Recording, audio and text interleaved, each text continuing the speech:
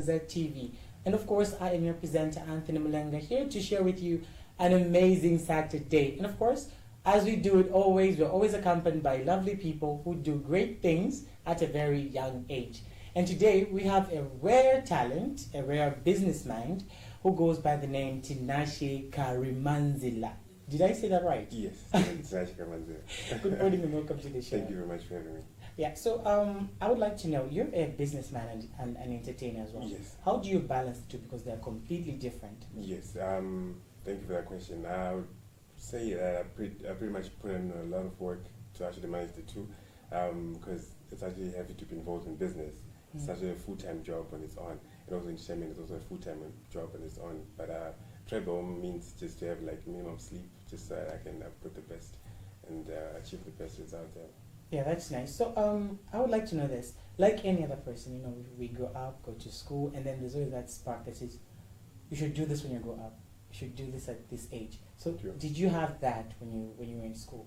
Yes, for me, pretty much I actually started business at a very tender age. I just remember I used to sell sweets to my classmates. And also I actually employed a guy who actually sold sweets for me while I was in class. He used to sell sweets outside the schoolyard for me. So, and also I just started the entertainment business while I was in high school.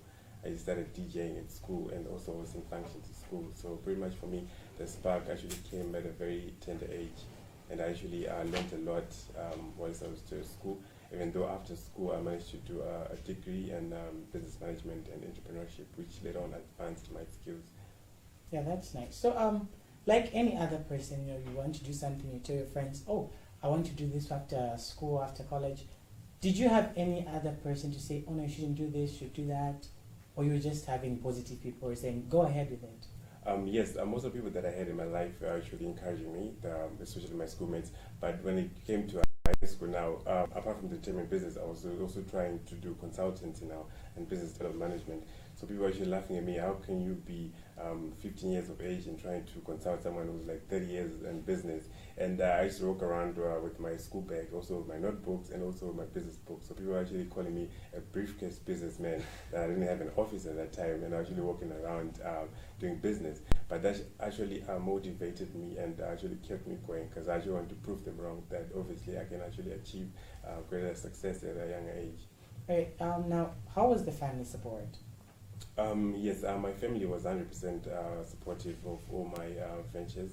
I still remember my dad actually helped me with my first public address system, and he also helped me it was my mom actually who helped me register my first company, which is called Tinashe Karimanzira Enterprises, when I was 16 years of age, and it's been running up until now. And my family has been very supportive and also praying for me as well, so that I keep on going and never lose hope. All right, so now what kind of business do you do? I'm involved in energy, entertainment, construction, and business consultants. All right, And so you are Zimbabwean, right? Yes. Yeah, so now how do you go to different countries, or do you just move from Zimbabwe specifically to Zambia? I actually moved out to more than 10 countries, especially in the course of a year. I moved to South Africa, Zambia, Malawi, Namibia, Botswana, Uganda, Nigeria. And also we're actually on the verge of launching one of the biggest projects ever. It's called Youth Africa, which is an association which is going to be focusing on economically empowering the entrepreneurs across Africa. So it's going to be having partners in different countries. It's actually going to be launched on my birthday, which is on the 14th of October, this coming month. All right, so you're going to engage a lot of people who are entrepreneurs, and that we're talking about youth, right? Yes, definitely. Youth in business, and also because I've seen that there's a lot of unemployment. I thought it was just in my country, but when I started visiting other countries now, I just thought, my country's actually even in a better situation. Yeah. So I'm actually thinking that it's actually a good thing for the government to actually group all the unemployed youths, not just unemployed youths, but also the youths who are still going to school, so they actually get prepared for what's happening in life. It's not easy to actually get a job just after finishing varsity. So they should start doing income generating projects while they're still at school. It's not just about financially empowering the youths, but I think it's about giving them the knowledge, the right resources, the connections, and also grouping them into different sectors. Like for example, there are government departments involved in tourism, involved in in education. So if the youth can actually be grouped in those different sectors, they can actually start from there and start making something meaningful for their lives. Because I believe that the youth are the future of the world. Yes, so if we get to a point where you're 30 or you're 35 or even 40 with no knowledge with no income, with no properties or assets in your name, I think we're just heading for disaster. Yeah. So I think the government, also our leaders, should actually look into that seriously and actually empower us at a young age, so that as we grow older, we actually can take care of ourselves and also leave a legacy and develop a better generation. Yeah. So like mostly when we have people coming to Zambia like you, it's somehow like the government has to be involved, or rather in partnership. Yes.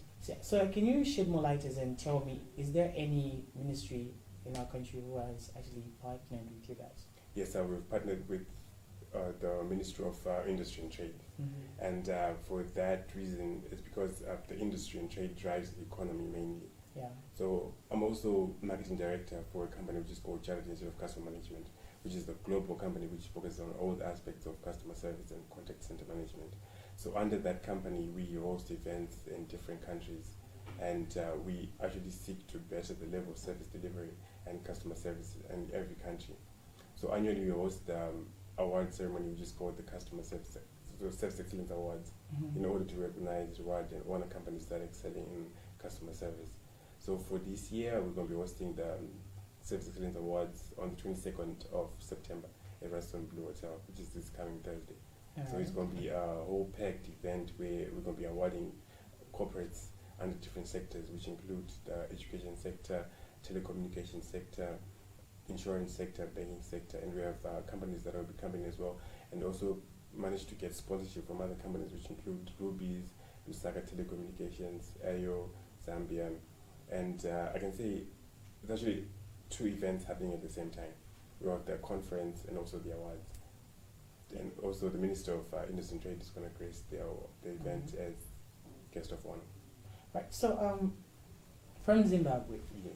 do you get support from your fellow citizens? Like they say, oh no, he's our people, we actually support him and everything. Are they like that? Yes, definitely they support me. We also, in Zimbabwe, I've managed to launch a charity foundation under my name as well, the Tinashe Karimanzira Foundation. So under that, we seek to better the lives of the less privileged through education, entrepreneurship, health, and culture. You said you're a musician. Yes, I'm a musician. You've composed some songs of your own? Yes, definitely. I'll share a video as well. All right. Yeah. So when it comes to business and music, when you do your music, do people say, no, just stick to business, or they support you either ways? They support me because also I use my entertainment. I'm gifted as a singer, so I actually use that platform to also get people engaged as well. In the business. Yes. Yeah, that's a very lovely technique. I would also love to use it though. Yeah, true. Because I believe that music can actually get to inspire and also touch people's lives, because you're spreading a message out there. So you're gonna spread the message through business, or you can actually spread it through entertainment, because most people listen to music. So if you spread messages through music, it's easy to convey the message even to people of different ages. True. So now, away from the business, let's now look at the topic for today. Today we're looking at suicide among young people. Okay. What do you think causes that? Yeah, that's a good question. I think suicidal, to me, it's involved, I would say it's on the darker side, which means on the evil side. Because if you look at it, I believe that we as people should live following the concept of how Jesus Christ lived here on earth. Because I believe that Jesus Christ came here on earth to show us how to live as people, as human beings. So you've never had a situation where Jesus actually attempted suicide, even though he fasted for 40 days. There was no situation that he actually even attempted suicide. So I think maybe as youths, what we need to do is seek ye first the kingdom of God, so that everything in life becomes open to us. We know we want to go full of wisdom and knowledge. But I think when a person wants to commit suicide, they will have lost hope in life. Because to me, life is a precious gift from God. And to be born here on earth, you are someone else's daughter, you are someone else's son. And there are people out there who can't even conceive children. So now to actually take that gift of life and just throwing it away, to me, I think it's a work of the devil.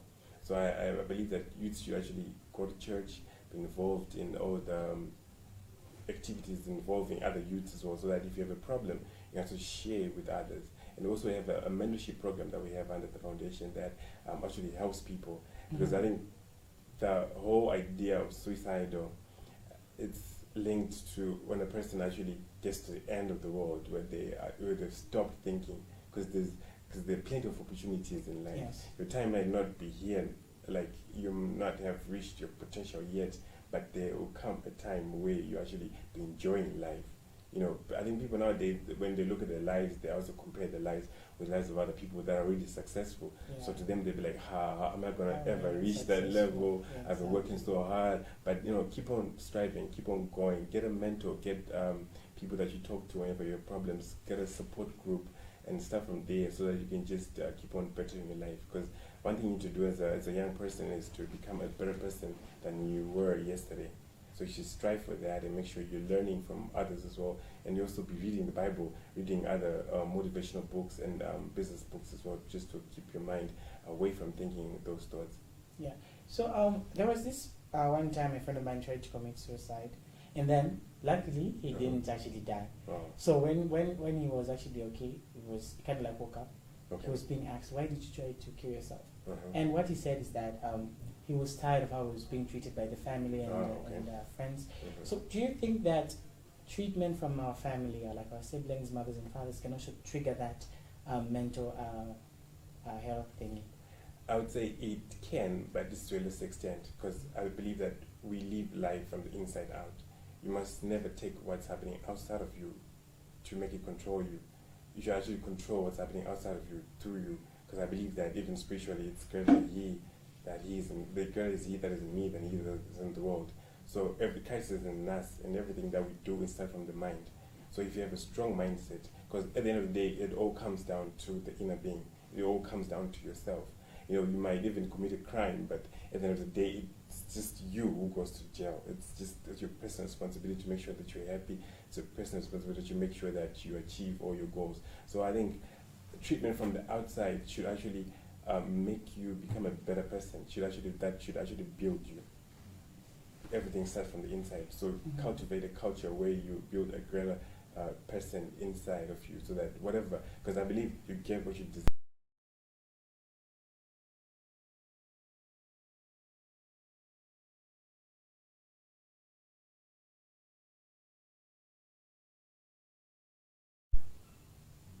Yeah, those are some good words coming out of a businessman.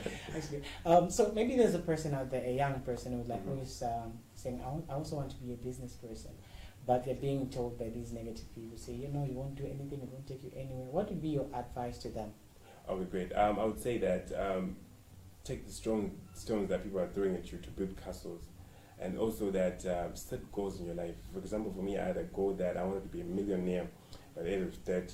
So I'm actually working on that. I'll be 30 years next year. Yeah. So I believe that by then I will have been a millionaire in terms of US dollar value. I'm a millionaire now in other currencies, but I'm actually striving to be a millionaire in the US dollar currency. So I'm saying set goals, dream big, work hard, don't tire, don't stop, don't quit, and make sure you achieve your goals.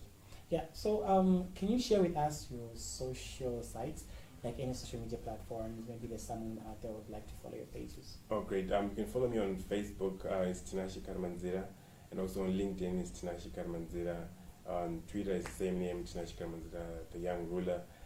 Instagram is the same name, Tinashe Karimanzira as well. Yeah, it was nice having you here today. Same here. Thank you for having me.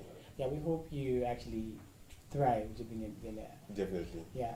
So there you have it, folks. I was in studio with Tinashe Karimanzira. Man, that's a difficult name to pronounce. I've been your host, Anthony Mlenga, and you have been watching Zed Youth Club. Please be sure to follow our Facebook page, that is Zed Youth Club, for more interactions, and let's get friendly. Please be sure to follow the company's page as well, that's Zed TV Zambia, for more local entertainment and news. For me, it's goodbye and see you next week for another entertaining goes around the world. So like I just love the word creative. So like every time I'm asked who is Michael, I just say like creative. That's it. That's it.